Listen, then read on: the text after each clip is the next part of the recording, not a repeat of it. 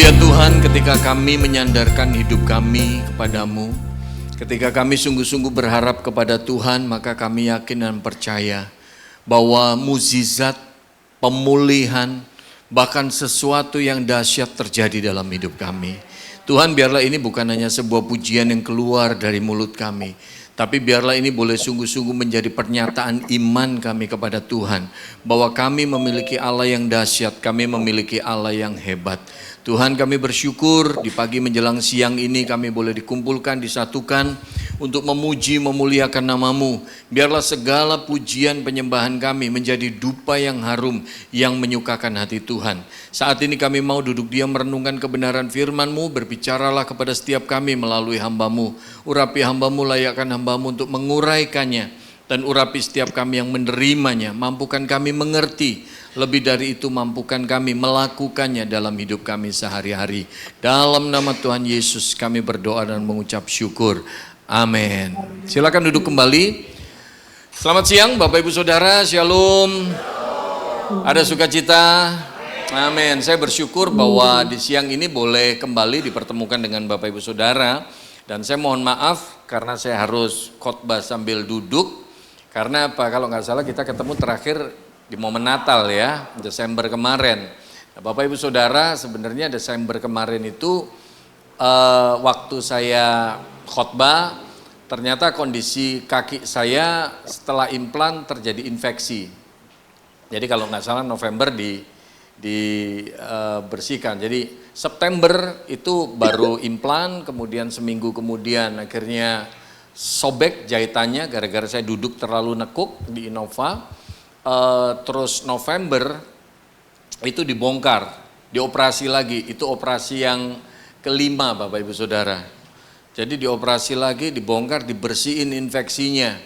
Jadi bulan Desember ketika saya khotbah kemarin itu baru sebulan itu.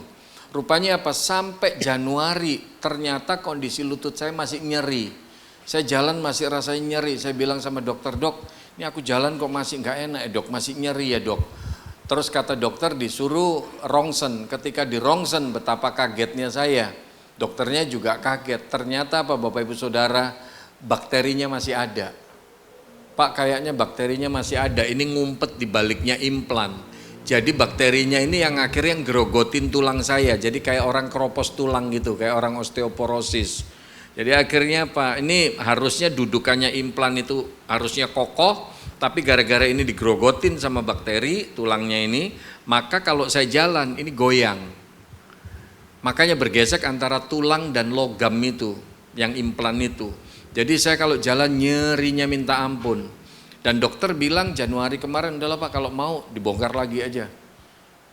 Nanti diberesin lagi, dibersihin lagi. Cuman saya coba bertahan, saya bilang dok ini udah 5 kali operasi, ada nggak sih cara lain yang nggak usah pakai operasi dok?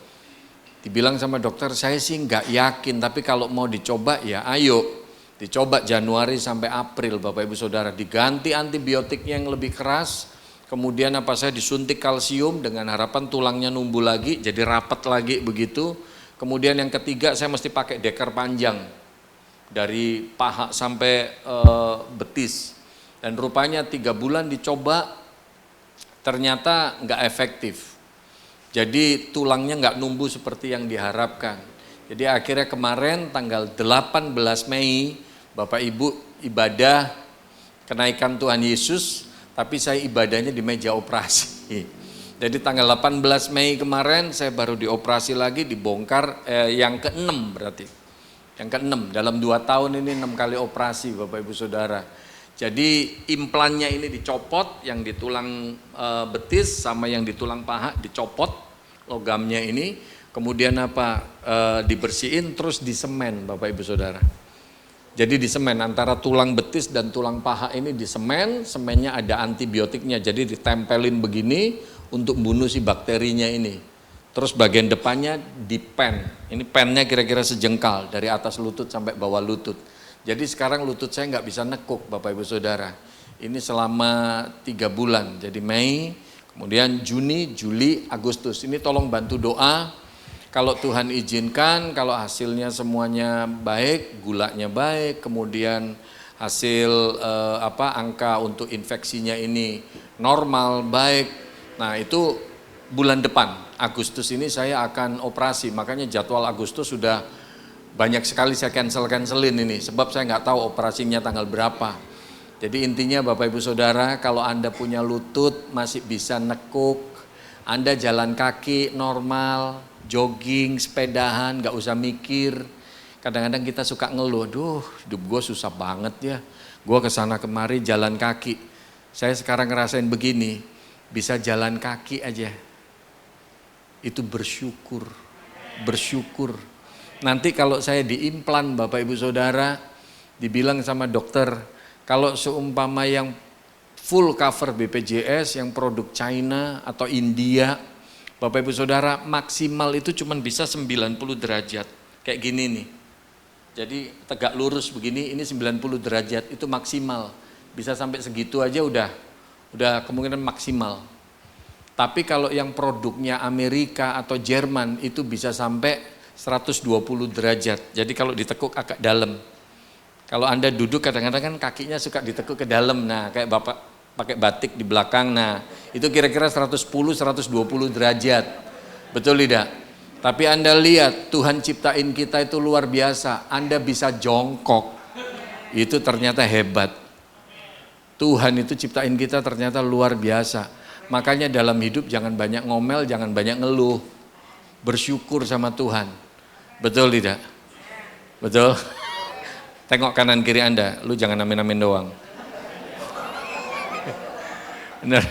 Saya sekarang baru bisa ngerasain, makanya tiap pagi kalau habis mandi saya kasihin Vaseline supaya luka bekas jahitannya itu nggak kering, supaya tetap lembab begitu, dan terus saya olesin lutut yang sini juga. Aduh rasanya saya sayang banget sama lutut saya ini.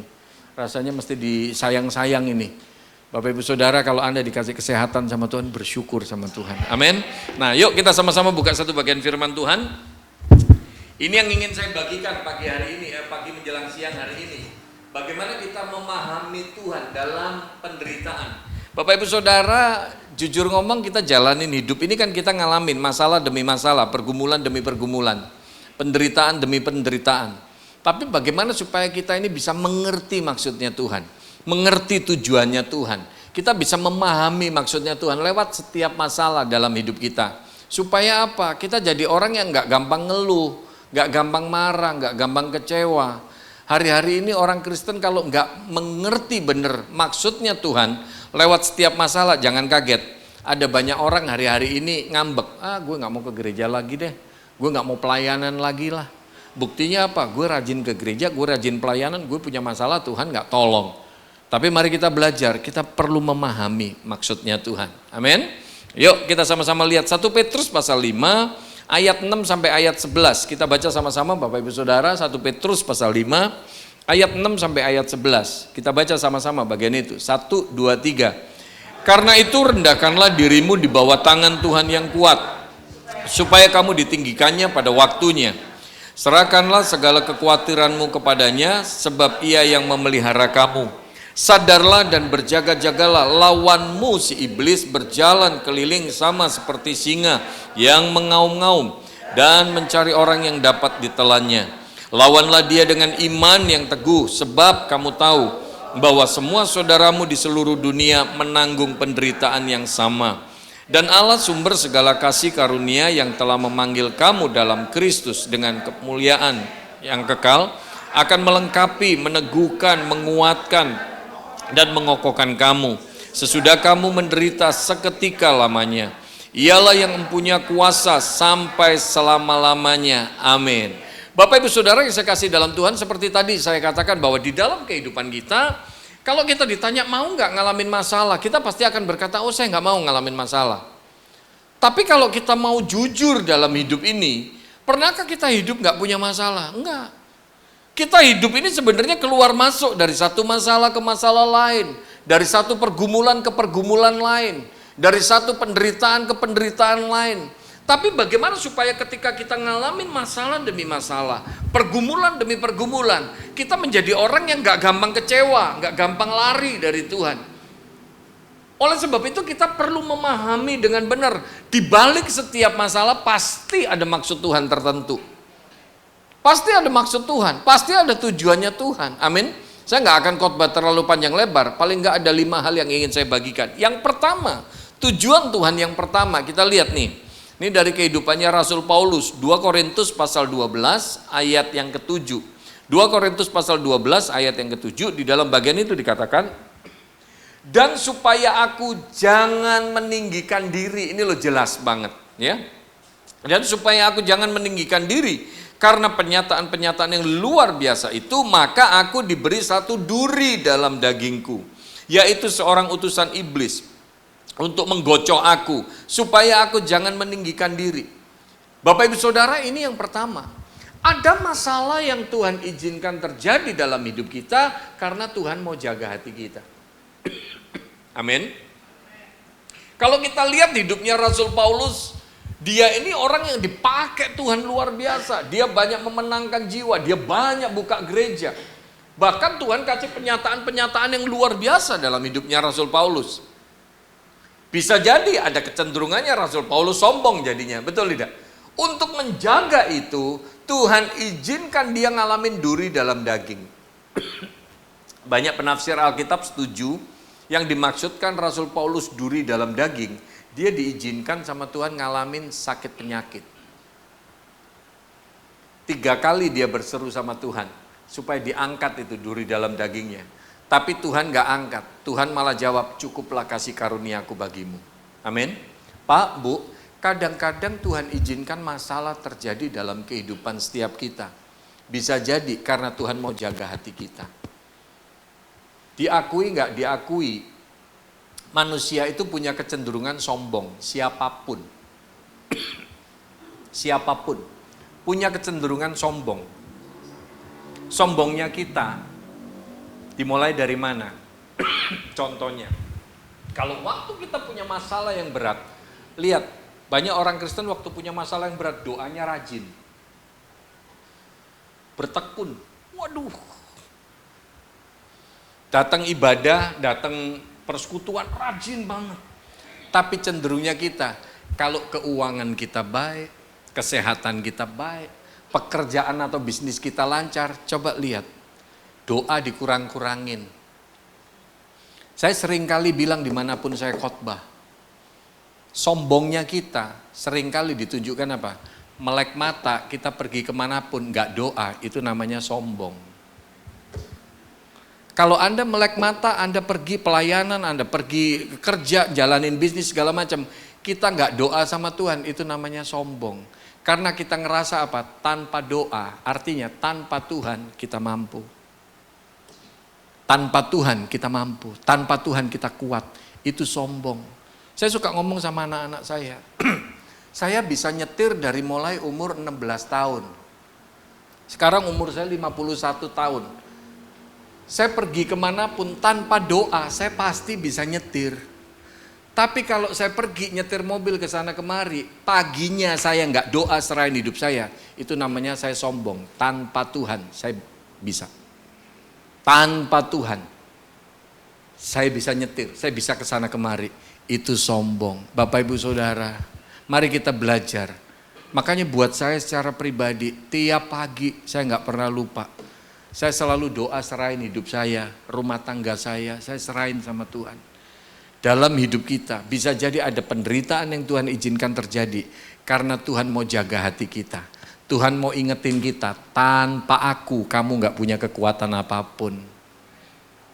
Itu maksudnya Tuhan, amin. Ini yang pertama. Yang kedua, coba kita lihat. Yang kedua, 1 Petrus pasal 1 ayat 5 dan 6. Nah itu ada bagian yang menarik, yaitu kamu yang apa di situ? Dipelihara dalam kekuatan Allah karena imanmu, sementara kamu menantikan keselamatan yang telah tersedia untuk dinyatakan pada zaman akhir. Ayat 6 itu, bergembiralah akan hal itu, sekalipun sekarang ini kamu seketika harus berduka cita oleh berbagai-bagai pencobaan. Ayat 6 ini rasanya agak aneh Bapak Ibu Saudara. Kita ngadepin pencobaan, ngadepin masalah, ngadepin pergumulan, tapi dikatakan tetap disuruh bergembira. Tetap disuruh bersuka cita ngadepin itu semua. Karena apa Bapak Ibu Saudara? Ini poin yang kedua. Kenapa penderitaan Tuhan izinkan terjadi, masalah Tuhan izinkan terjadi? Karena Tuhan mau mengajar kita supaya kita tetap percaya. Amin. Kita jalanin hidup ini, kita nggak tahu ke depan seperti apa. Hidup ini makin lama nggak makin gampang, tapi makin sulit. Peperangan rohani kita makin lama nggak makin gampang, tapi makin sulit. Dari tadi malam ini saya sama istri saya ngobrolin tentang LGBT. Sekarang nggak cuma di Amerika, tapi di Eropa segala macam, Bapak Ibu Saudara, orang pada setuju dalam tanda petik. Tentang apa? LGBT, pernikahan sejenis bisa diberkati. Bahkan di Australia terus disosialisasikan itu. Bapak Ibu Saudara, hati-hati. Akhir zaman itu udah deket banget, kedatangan Tuhan itu udah deket banget.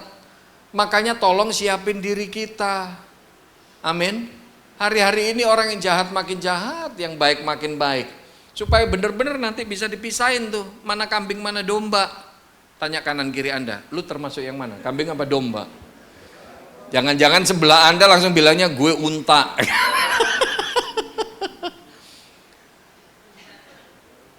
Kita ini jalanin hidup ke depan, kita nggak tahu masa ke depannya ini akan semakin sulit. Tapi percayalah, Tuhan akan pelihara kita. Tuhan latih kita untuk tetap percaya. Amin. Saya sendiri juga nggak ngerti, Bapak Ibu Saudara, ya saya nggak tahu. Kayaknya saya pernah sharing di jemaat ini, kalau nggak salah di ibadah Zoom waktu itu masih. Saya ketika ngalamin kecelakaan 2021 kemarin di bulan Maret. Bapak Ibu Saudara, Anda tahu bahwa saya sama istri, kita punya uang itu cuma 500.000. Bukan US dollar, rupiah. Tabungan nggak ada, deposito nggak ada, asuransi nggak ada. Karena asuransi sudah saya tutup tahun 2020, nggak kuat bayar. Bahkan lebih parahnya, bayar BPJS 100.000 sebulan per orang, itu saya sama istri nggak mampu. Ada beberapa orang, ada beberapa teman bilang, makanya ikut BPJS dong, ikut BPJS. Kadang-kadang dalam hati saya, lu enak ya ngomongnya begitu ya. Kondisi saya 2020 bahkan 2021 kemarin bayar BPJS cepek ceng per orang, per bulan gak mampu Bapak Ibu Saudara. Saya udah sampai gak tahu lagi buat hidup ini gimana. Dari mulai ngambilin tabungan sampai akhirnya gak ada lagi yang diambilin. Anak-anak sekolah saya mau keluarin Bapak Ibu Saudara. Tapi sampai detik ini kalau saya boleh ada, istri saya boleh ada, anak-anak saya boleh ada, dan kita tetap terpelihara, Tuhan cuma mau latih kita supaya tetap percaya. Saya waktu kecelakaan ngalamin patah tulang di rongsen, adik ipar saya yang bayarin rongsennya. Dibilang, Pak, Bapak patah tulang, mesti dioperasi, estimasinya 30-40 juta biayanya. Saya mundur karena kita nggak ada biaya, dengan duit 500.000 mustahil. Akhirnya saya cuma bertahan di rumah. 3 hari kemudian ternyata mukjizat Tuhan terjadi. Ada satu temen nengokin, oh, Pak Sam kalau diginiin terus, dibiarin gini terus bisa diamputasi nih kakinya Pak Sam. Dia yang bawa ke rumah sakit, dia yang DP-in. Ketika 3 hari kemudian gula saya udah turun, suster bilang, Pak hari Senin Bapak bisa operasi. Biaya operasi sama pen 57,5. Bapak mesti deposit 50 juta. Saya sama istri bingung, ini duit dari mana ya 50 juta? Mau pulang sekarang juga nggak bisa. Gimana? Ngomong sama temen ini nggak enak, dia udah bantuin 15 juta. Bingung saya. Akhirnya apa? Saya bilang sama istri, coba ngecek di ATM ada duit berapa itu. Kalau cuma mentar kurang mau nyari pinjaman, ya udahlah ntar kita ngomong deh sama teman-teman siapa, kita cari pinjaman. Ternyata ajaibnya Tuhan Bapak Ibu Saudara, 50 juta itu ya Tuhan sediain. Tuhan sediain. Di tengah kondisi yang sulit 2020 Maret sampai September semua jadwal khotbah di cancel. Ya banyak gereja nggak bisa ngadain ibadah, waktu itu belum ngerti namanya Zoom segala macam, banyak gereja belum ngerti itu. Jadwal khotbah di-cancelin semua, istri saya nggak kerja, saya bingung buat biayain anak-anak sekolah gimana, buat makan gimana, tabungan udah habis. Tapi ternyata apa? Caranya Tuhan itu ya ajaib. Kalau nggak salah saya pernah sharing bagian ini. Ada taksi lah berhenti depan rumah, ternyata apa? Ngirimin sembako. Ada tukang ojek lah berhenti depan rumah, ngirimin ya mie goreng kek, nasi goreng kek, fuyong hai kek. Saya cuma lihat caranya Tuhan itu aneh dan luar biasa banget sampai detik ini Bapak Ibu Saudara. Saya nggak ngerti caranya Tuhan tuh benar-benar nggak ngerti. Mari kita belajar tetap percaya, kita jalanin hidup, kita nggak tahu ke depan seperti apa, tapi Tuhan mau latih kita lewat setiap masalah. Kita benar-benar percaya nggak sama Tuhan? Makanya kita ngomong Tuhan itu baik, aku bersyukur sama Tuhan kalau semua keadaan kita baik, itu mah gampang. Tapi ketika kondisi kita nggak baik, apakah kita tetap percaya? Apakah kita tetap bisa berkata Tuhan itu baik? Itu nggak gampang, tapi itu yang Tuhan mau. Amin. Yang ketiga Bapak Ibu Saudara, yang ketiga. Nah, coba lihat. Ayat yang ketujuh. Nah, tadi ayat 5 dan 6 kan?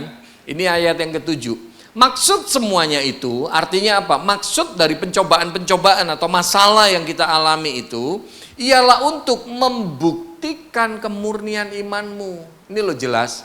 Yaitu yang jauh lebih tinggi nilainya daripada emas yang fana, yang diuji kemurniannya dengan api, sehingga kamu memperoleh puji-pujian dan kemuliaan dan kehormatan pada hari Yesus Kristus menyatakan dirinya. Ini yang ketiga.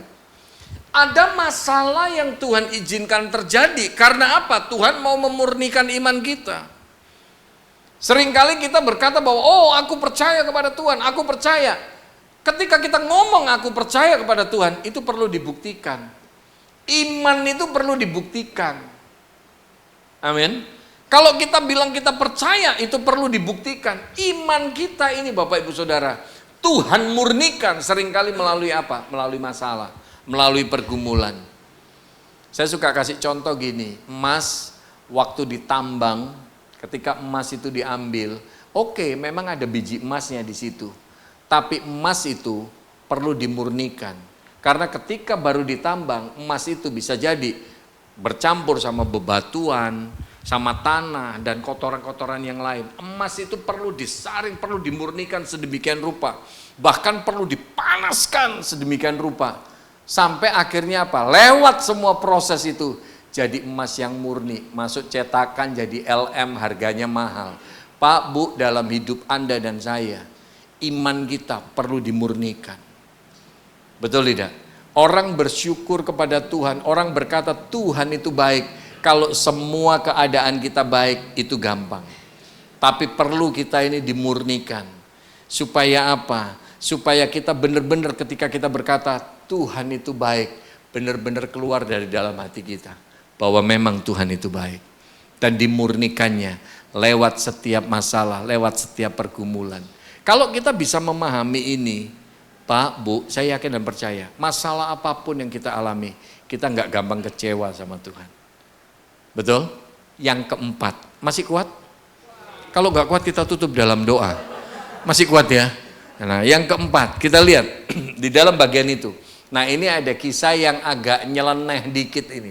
Ini nabi yang nggak nurut sama Tuhan nih. Kita lihat hidupnya Yunus. Yunus pasal 1 ayat 2 sampai 4. Bangunlah, pergilah kemana? Bukan Jatinegara ya. Pergilah ke Niniwe.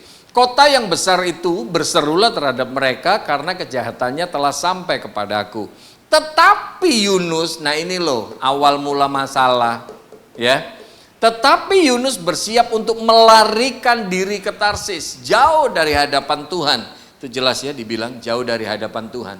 Oke? Lari dari tujuannya Tuhan. Ia pergi ke Yafo dan mendapat di sana sebuah kapal yang akan berangkat ke Tarsis. Ia membayar biaya perjalanannya lalu naik kapal itu untuk berlayar bersama-sama dengan mereka ke Tarsis. Jauh dari hadapan Tuhan, diulang lagi nih. Jauh dari hadapan Tuhan. Tetapi Tuhan menurunkan angin ribut ke laut dan terjadilah badai besar sehingga kapal itu hampir-hampir terpukul hancur. Bapak Ibu Saudara, ini yang keempat yang kita bisa belajar juga. Ada penderitaan, ada masalah, ada pergumulan yang Tuhan izinkan terjadi karena Tuhan mau menarik kita kembali kepada tujuannya Tuhan. Anda lihat hidupnya Yunus ini salah satu contoh, ini nabi Tuhan loh. Tuhan jelas sekali ngomong sama Yunus, Yunus, kamu pergi ke Niniwe. Tapi Yunus jalan dengan kemauannya sendiri. Yunus jalan dengan pikirannya sendiri. Ntar ke Niniwe, orang Niniwe, kalau seumpama gue khotbah, ntar orang Niniwe bertobat. Dia nggak mau seperti itu. Dia nggak mau ngelihat orang Niniwe bertobat. Yunus jalan, Yunus melarikan diri kemana? Ke Tarsis. Anda lihat, Yunus jalan dengan kemauannya sendiri. Waktu Yunus beli tiket, kayaknya semuanya aman. Waktu Yunus mulai naik kapal, kayaknya semuanya aman. Waktu kapal mulai berjalan, sepertinya semuanya aman. Tapi Anda lihat, di tengah perjalanan, Tuhan hantam dengan gelombang yang sedemikian dahsyat. Akhirnya apa? Yunus dilempar ke laut. Yunus perlu 3 hari ada di perut ikan. Waktu Tuhan kembalikan Yunus kepada tujuannya Tuhan, gak enak Bapak Ibu Saudara. Makanya ini yang saya suka bilang di gereja, dimanapun saya khotbah. Pak, Bu, tolong ingat, jangan bangga kalau engkau melakukan perbuatan dosa, melakukan sesuatu yang gak benar dan gak ketahuan. Jangan bangga. Waktu engkau hidup jauh dari Tuhan, melarikan diri dari tujuannya Tuhan, kayaknya semuanya lancar. Jangan bangga kalau kita bisa berkata, Pak Sam, buktinya aku selingkuh, gembala nggak tahu, pengurus gereja nggak tahu. Jangan bangga, kayaknya semuanya aman. Tolong ingat, waktu Tuhan balikin kita kepada tujuannya Tuhan, itu nggak enak. Bisa jadi penderitaan itu terjadi dalam hidup kita. Amin. Tapi Anda lihat, ketika Yunus dikembalikan kepada tujuannya Tuhan, saya katakan Yunus ini jadi orang yang paling maksimal Bapak Ibu Saudara. Kenapa? Coba lihat Yunus. Ketika Yunus khotbah, Yunus itu cuma ngomong, kalau kamu gak bertobat, Tuhan tunggang balikin kamu. Udah selesai. Khotbahnya cuma gitu doang. Coba kalau semua mau khotbah di sini, saya khotbah kayak Yunus. Kalau Anda gak bertobat, Tuhan tunggang balikin. Udah selesai. Bisa gak diundang lagi saya. Yunus itu khotbah cuma 1 kalimat, kalau kamu gak bertobat, Tuhan tunggang balikin. Titik. Selesai. Tapi Anda lihat, seluruh Niniwe akhirnya bertobat. Pak, Bu, waktu Anda kembali kepada tujuannya Tuhan, waktu Tuhan tarik Anda kembali kepada tujuannya, Anda dan saya, kita akan jadi orang-orang yang maksimal. Amin. Makanya kadang-kadang kita dalam hidup ini jadinya kita nggak maksimal. Kita ngalamin masalah berkutatnya di situ aja. Gara-gara apa? Hati kita ini nggak mau dikembaliin. Seringkali kita auban, seringkali kita keras hati. Makanya nggak pulih-pulih gitu loh kehidupannya. Betul tidak? Ada banyak masalah rumah tangga, akhirnya apa? Nggak beres-beres. Karena ketika suami disuruh ngampunin istri nggak mau, istri suruh ngampunin suami nggak mau. Terus berkeras hati. Pak, Bu, tolong ingat, waktu Tuhan balikin kadang-kadang gak enak. Tapi ketika Tuhan kembalikan kita kepada tujuannya, hidup kita jadi maksimal.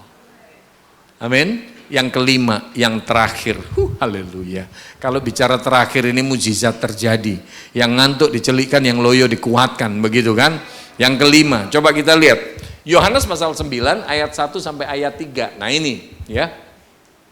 Waktu Yesus sedang lewat, ia melihat seorang yang buta sejak lahirnya. Ini ada masalah, anak ini lahir cacat, anak ini lahir buta. Ya, murid-murid bertanya kepadanya, Rabi itu artinya guru, siapakah yang berbuat dosa, orang ini sendiri atau orang tuanya? Ini cara pandangnya orang Israel waktu itu. Jadi kalau ada orang yang lahirnya cacat, orang yang lahirnya, ya pokoknya ada orang yang ngalamin penderitaan kayak gitu, dipandangnya ini pasti karena dosa. Ini pasti karena dosa. Maka dari itu murid-murid tanya, guru, ini anak lahir cacat, siapa yang dosa? Orang tuanya atau dia? Tapi jawaban Tuhan gimana?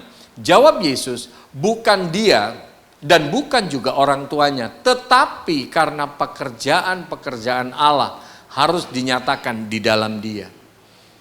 Bapak Ibu Saudara, kalau Anda lihat ayat-ayat selanjutnya, akhirnya anak ini bisa dicelikkan, anak ini bisa melihat. Anak ini nggak buta lagi. Dan banyak orang akhirnya memuliakan Tuhan. Bapak Ibu Saudara, ini yang kelima. Ada masalah, ada pergumulan, ada penderitaan yang Tuhan izinkan terjadi. Karena Tuhan mau pakai kita. Lewat masalah kita itu, tujuannya adalah apa? Membawa kemuliaan bagi nama Tuhan. Amin. Gak sedikit saya ketemu ada orang-orang Kristen, anak-anak Tuhan yang ngalamin beban pergumulan yang berat.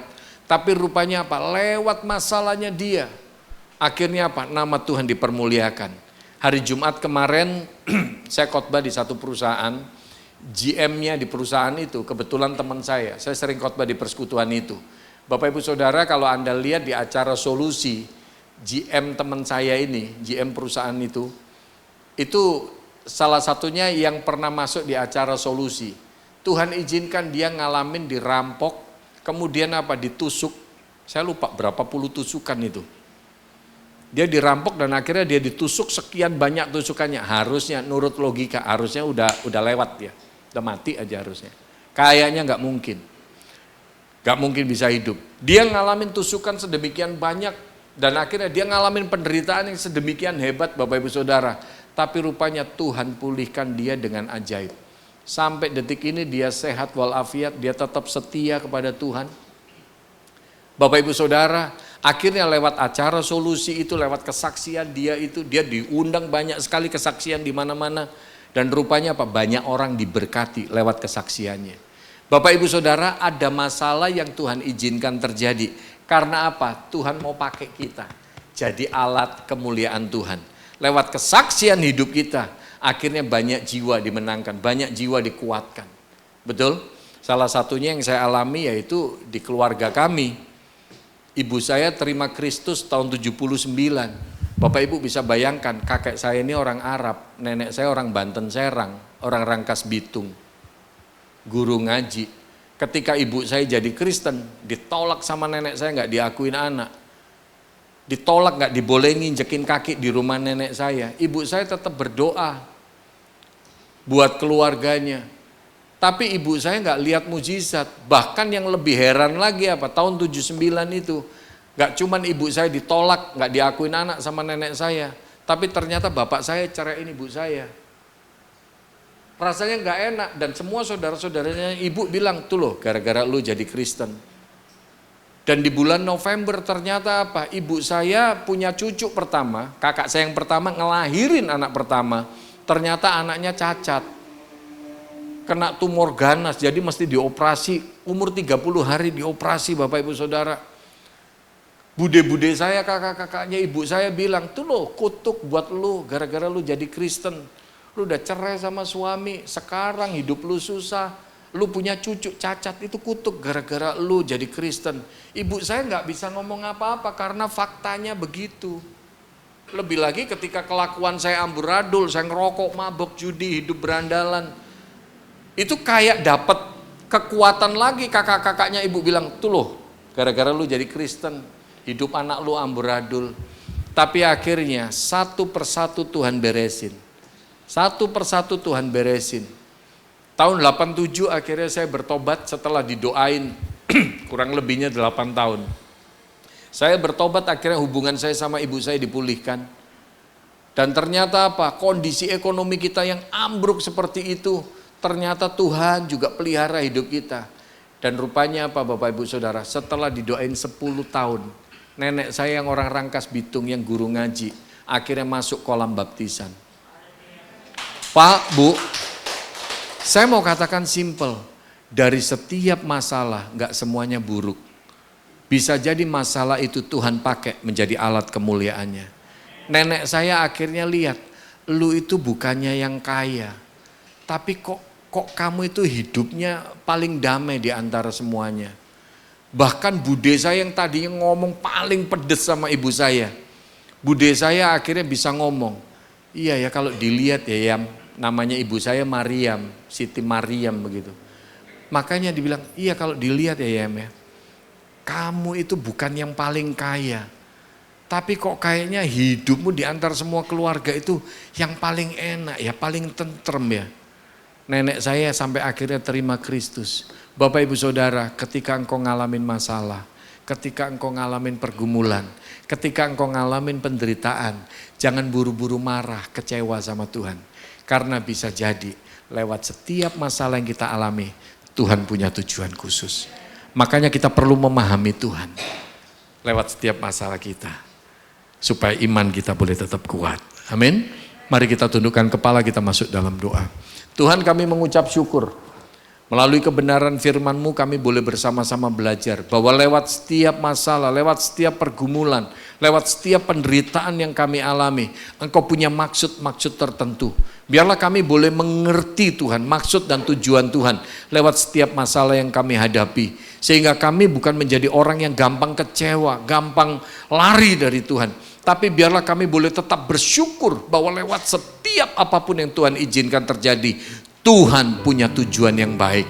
Tuhan, hamba berdoa untuk setiap jemaat-Mu yang ada di tempat ini. Apapun masalah yang kami hadapi hari-hari ini, biarlah kami tetap memandang kepada Tuhan. Kami tetap berharap kepada Tuhan. Karena kami tahu bahwa pengharapan di dalam Tuhan tidak pernah mengecewakan. Terima kasih Bapa, berkati setiap umat-Mu dalam kehidupan mereka, rumah tangga, pekerjaan, pelayanan mereka. Dalam nama Tuhan Yesus kami berdoa dan mengucap syukur. Amin. Tuhan